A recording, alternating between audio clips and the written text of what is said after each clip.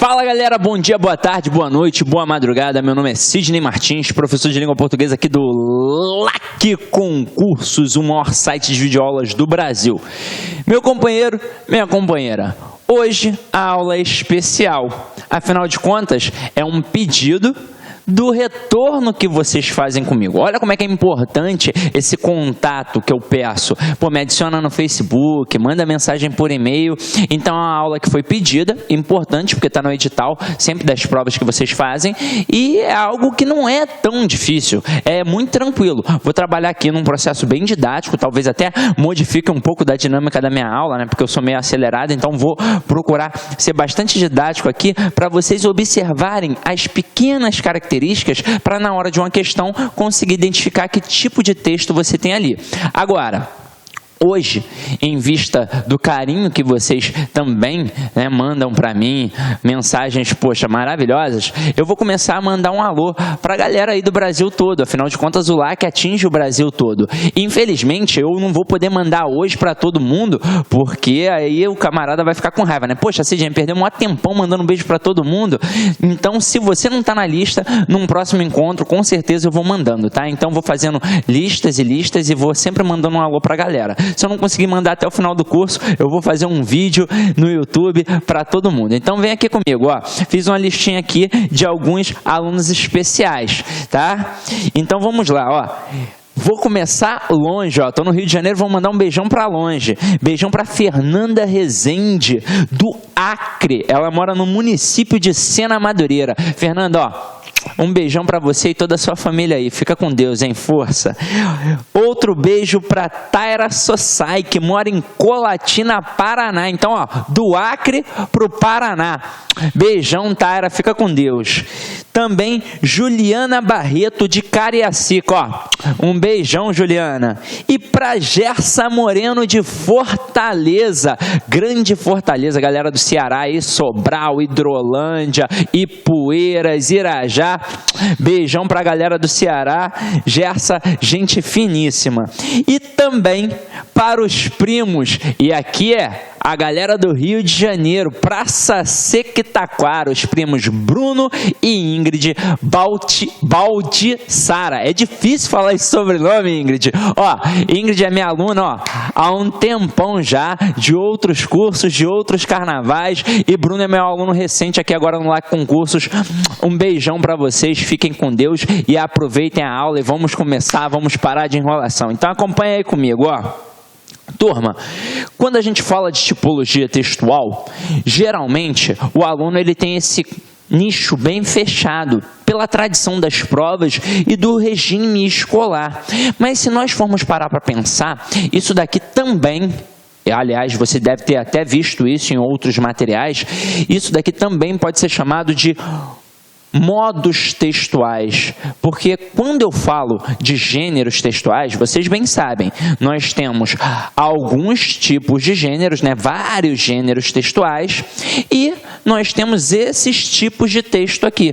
Só que, na verdade, dentro de cada gênero textual, eu tenho variados tipos de texto. Por exemplo, dentro da crônica, eu tenho a crônica policial, a crônica esportiva e por aí vai.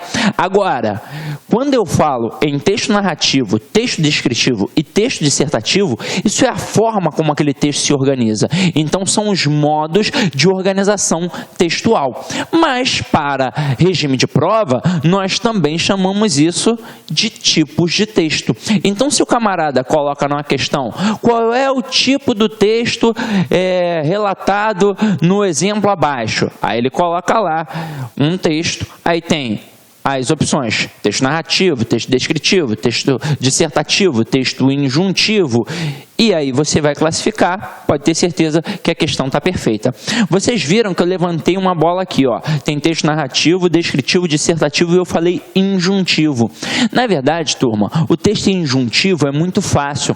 Ele é baseado, de certa forma, num processo descritivo, só que a diferença é que ele contém processos imperativos. Então ele vai dar ordem ordens, mas ordens, na verdade, conselhos daquilo que você deve fazer. Onde é que você encontra um texto injuntivo?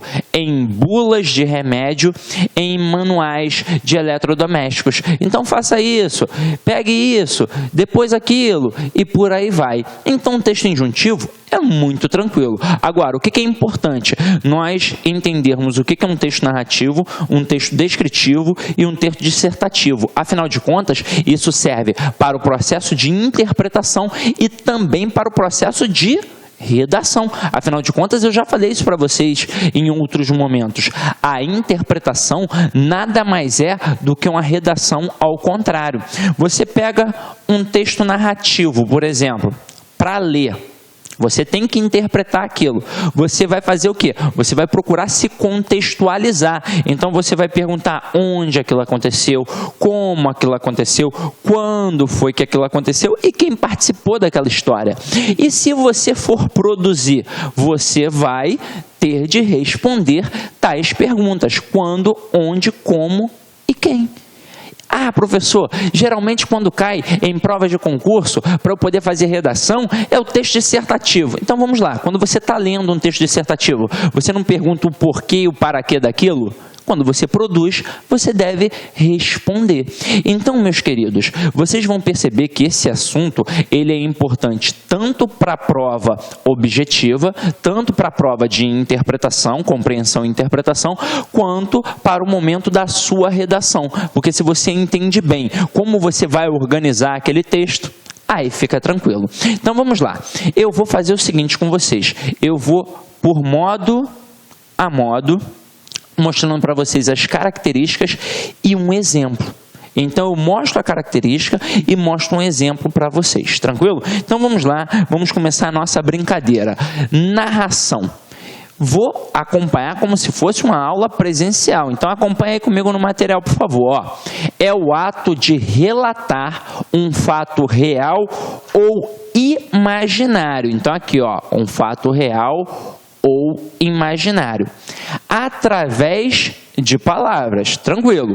O fato narrado ou sequência de fatos ocorrem num determinado tempo e lugar, ou seja, onde e quando, e envolve determinadas personagens. E acima de tudo está o ser que conta esse fato, o narrador, que tanto pode ser, tanto pode estar em terceira ou em primeira pessoa. Então o texto narrativo, como ele vai trabalhando uma sequência de fatos que ocorrem, ele parece o quê? Um filme. Então, meus companheiros, entendam o seguinte: vocês perceberam que num texto narrativo sempre vai haver um narrador que pode estar em terceira ou em primeira pessoa. Então, acompanhe aqui comigo, por favor. Quando eu digo que eu tenho um narrador, e esse narrador pode estar em primeira pessoa,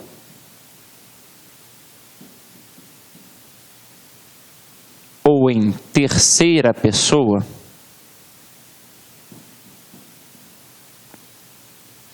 como é que isso daqui vai funcionar? Vamos lá.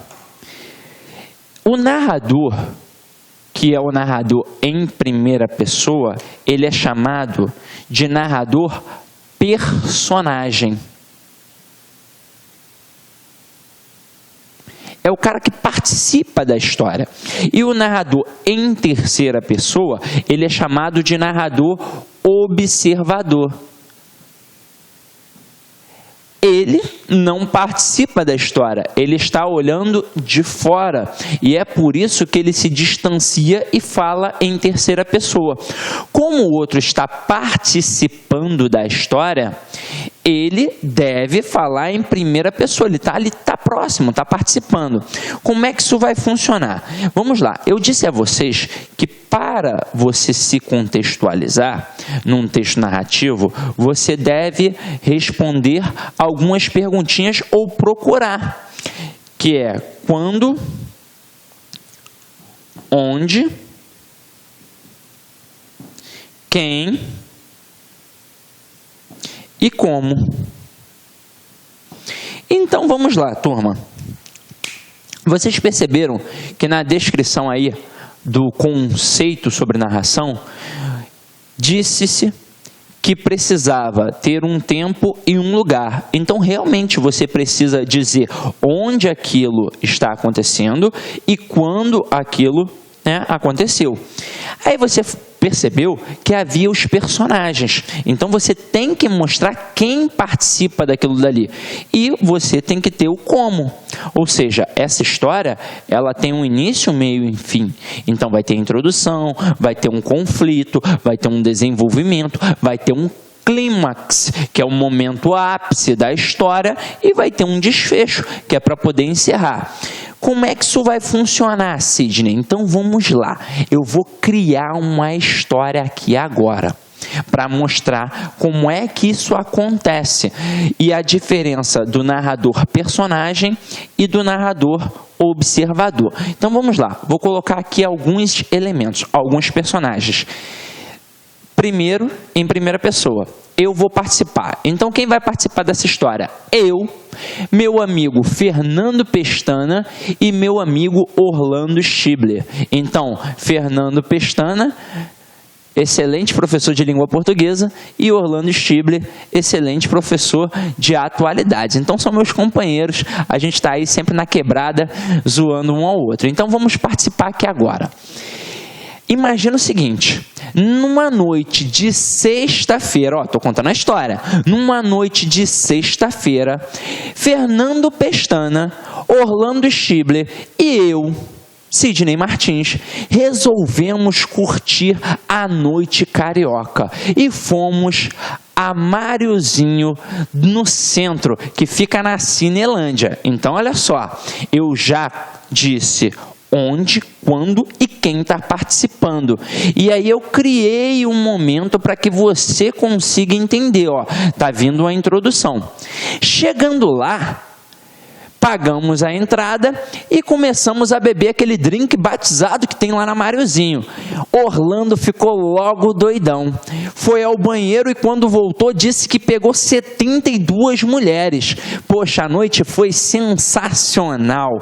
Depois fomos embora e no dia seguinte foi só risadas. Então, olha só. Uma história boba em que eu mostrei quando, onde, quem e como.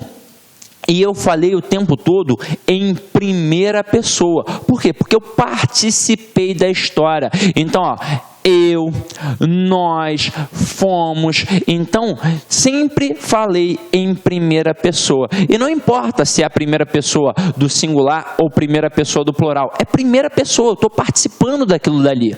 Agora, se eu fosse falar em terceira pessoa, olha como é que iria acontecer. Eu não iria mais participar da história. Então, eu falaria: Orlando Schibler e Fernando Pestana resolveram curtir a noite carioca. E eles foram a Mariozinho, que fica na Cinelândia.